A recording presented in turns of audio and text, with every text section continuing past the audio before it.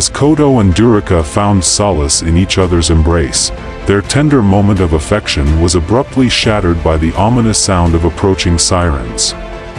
The distant wails gradually grew louder, pulling them out of their shared cocoon of intimacy and thrusting them into the harsh reality of the outside world.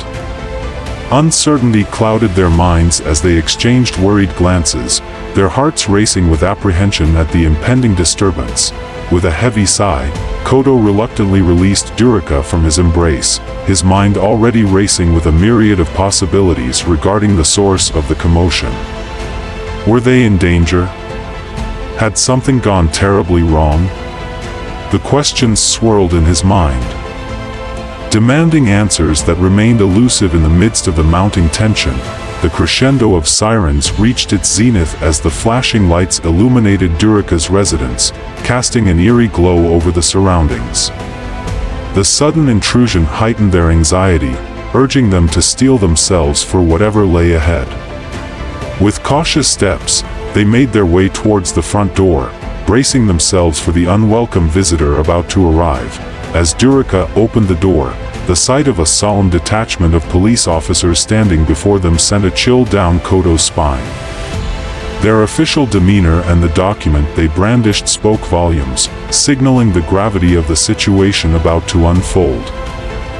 His heart sank as the weight of their presence settled heavily upon him, a foreboding omen of the storm brewing on the horizon. The lead officer spoke with measured words, his voice carrying the weight of authority as he delivered the shocking accusation. Kodo, you are under arrest for conspiring to assassinate President Natsu. This is an arrest warrant, he announced, his words like a dagger piercing through the fragile veil of Kodo's innocence. For a fleeting moment, Kodo's mind reeled in disbelief, his senses overwhelmed by the gravity of the accusation leveled against him. Denial rose like a bitter bile in his throat as he vehemently protested his innocence, the words tumbling from his lips in a desperate bid to refute the damning allegations. But the police remained unmoved, their duty binding them to uphold the law without prejudice or favor. With a heavy heart, Kodo submitted to the inevitable, knowing that resistance would only serve to worsen his predicament. As the handcuffs closed around his wrists, sealing his fate, a sense of resignation settled over him, tempered by a steely resolve to confront the ordeal that lay ahead. Walking alongside the officers, Kodo cast a final glance back at Durika, her tear-streaked face etched with a mixture of anguish and determination.